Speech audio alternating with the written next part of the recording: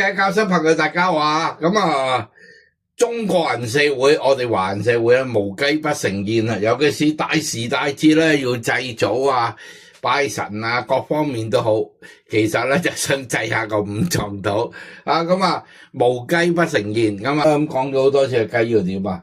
三細一大咯，啊呢個頭要細，翼要細，腳要細，咁呢個屁屁咧起晒呢啲咁嘅菠蘿紋啦、菠蘿釘啦、格仔紋啦，咁啦呢隻雞啦就靚啦。咁我哋咧要浸熟啊，咁啊傳統，我咁煮滾啲水啦，俾兩片薑落去啊，俾條葱落去啊，俾兩片薑，俾條葱落去。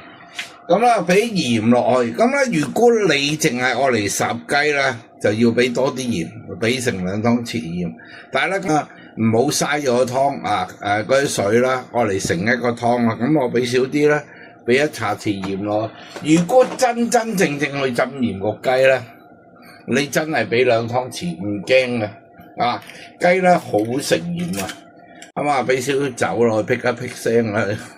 雞都係咁啦，點啊？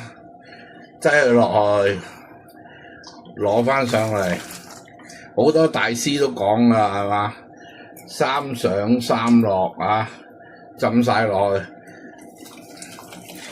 個原因咧就係想你嗰個囊入邊咧，同個外皮咧係一致嗰個熱度，唔使入邊凍，出邊未。好，咁我哋擠落啦。咁啊浸雞啦，仲有一個巧妙嘅地方啦，就係一定要慳眼水。你見到水好咁嗱，啲水啦，我哋就要咁嘅狀態啦，見唔見啊？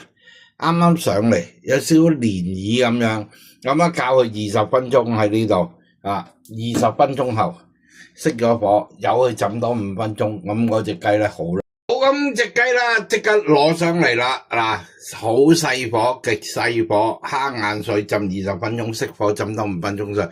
點知佢熟唔熟咧？嗱，睇下呢位咧已經好緊要，再唔係攞支牙籤喺最後呢度吉一，最後個位一吉出嚟。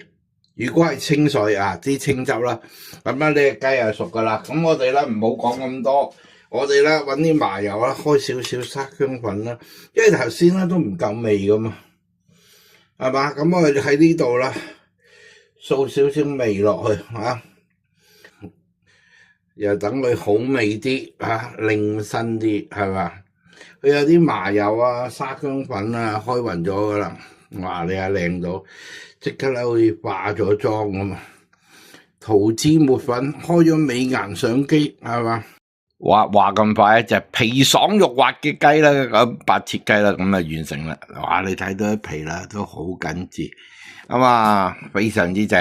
咁啊開飯啦，咁啊借呢隻雞啦，啊咁啊鳳凰報喜啊，今年大家啦喜事齊來啊！最重要都係嗰句啊，教師做得到，你哋都做得到，仲會做得好過點？下次星期嘅教室再同大家見面，拜拜。